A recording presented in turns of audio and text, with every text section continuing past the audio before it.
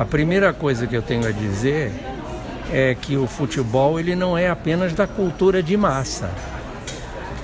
O futebol está muito relacionado ao corpo do brasileiro. Ele foi uma coisa importada, parece, não há certeza absoluta disso, dos ingleses, e se adaptou tanto ao corpo do brasileiro e à sua cultura, que ele tem um valor afetivo para nós.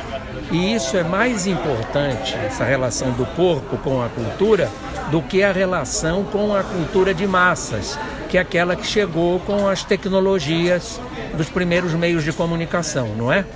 Jornal, rádio, telégrafo, depois televisão, etc.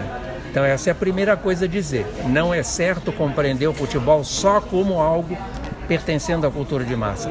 A cultura de massa é que se aproveitou e ainda se aproveita do futebol.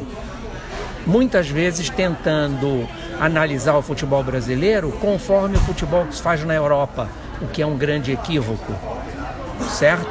Querendo que a gente siga o que a Europa faz, grande equívoco, certo? Então é preciso compreender isso.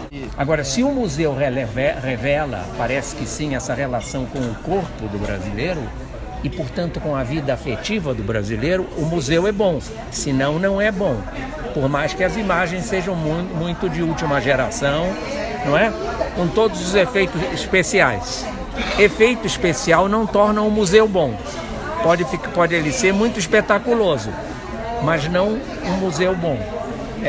Outra coisa importante para se dizer a respeito disso, o futebol no Brasil ele tem um valor afetivo tão grande que ele sai dos campos de futebol. Por mais que a gente fique triste quando o time da gente perca nos grandes campeonatos, o futebol está na linguagem do brasileiro. Já foi visto que em nenhum lugar do mundo elementos da linguagem do futebol entram para a vida cotidiana, não é? Bater um bolão, fulano bate um bolão, deixa aqui que eu vou fazer o meio de campo. É enorme o número que estão na vida afetiva, na vida. Dar bola, agora caiu um pouco, não é? Dar bola, alguém dá bola, uma mulher dá bola para um cara, era paquerar, era vindo do futebol. Então isso não existe em nenhum país. Então isso independe do Brasil estar ganhando tudo ou não, você percebe? Outra coisa, os campos de futebol de várzea, de praia, estão cheios de gente vibrando. Tem um filme passando aí sobre campeonato de subúrbio, você não pode imaginar, os caras depois desfilam na cidade e todo mundo sai na janela para falar.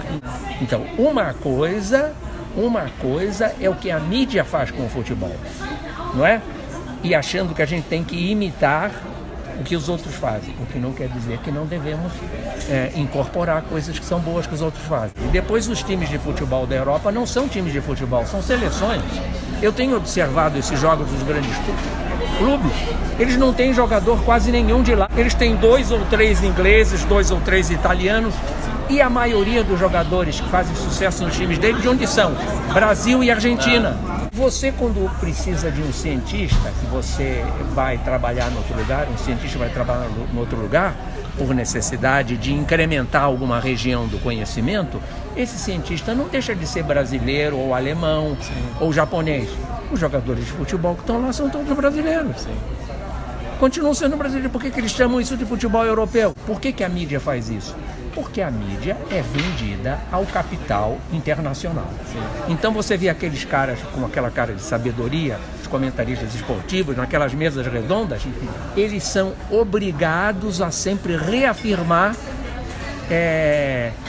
o futebol europeu como sendo um lugar de sucesso, modelo, sem poder criticar as bases de como aquilo acontece, senão eles vão criticar a própria empresa onde trabalham. ESPN, etc. O cara tem que falar ESPN. E por aí afora.